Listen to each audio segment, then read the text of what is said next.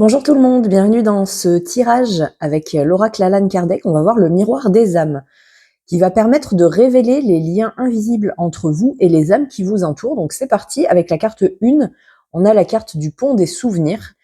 Ça révèle l'impact des âmes passées sur votre vie. Et on a le cabinet de curiosité. Ça nous parle de passion.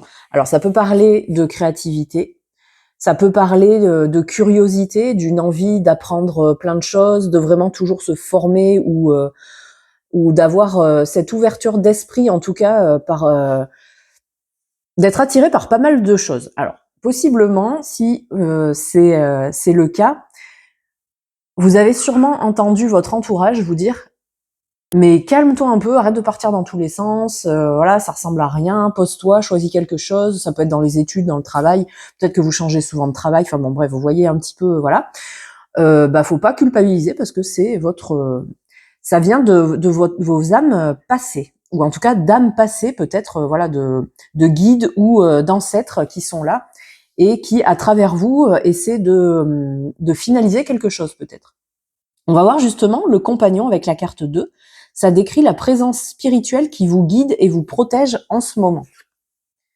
On a le médaillon brisé. Ça nous parle de regret. C'est quelqu'un, alors soit un guide, mais bon, j'aurais plutôt, enfin, ça peut être un défunt qui est devenu un guide. En tout cas, c'est quelqu'un que tu aies connu ou non, qui a beaucoup de regrets dans sa vie, voilà, qui a eu possiblement le cœur brisé ou peut-être des frustrations par rapport à un métier qu'il ou elle n'a pas pu faire. Je pense en l'occurrence un exemple, hein, voilà, les femmes à une certaine époque, bah effectivement, soit elles ne travaillaient pas du tout, soit bah c'était un petit peu cantonné dans des voilà, dans des métiers vraiment féminins, genrés.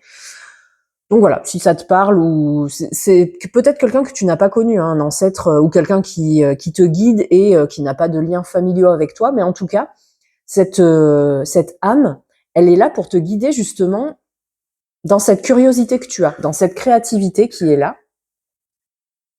Et on va voir avec la dernière carte, le passage spirituel.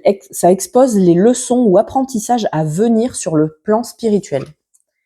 Et on a la chambre, ça nous parle d'intimité, ça nous parle de moments calmes, de moments de repos, peut-être d'introspection, de te couper peut-être du monde et justement de ces personnes qui ne te comprennent pas, et de ne pas te laisser influencer, moi j'entends.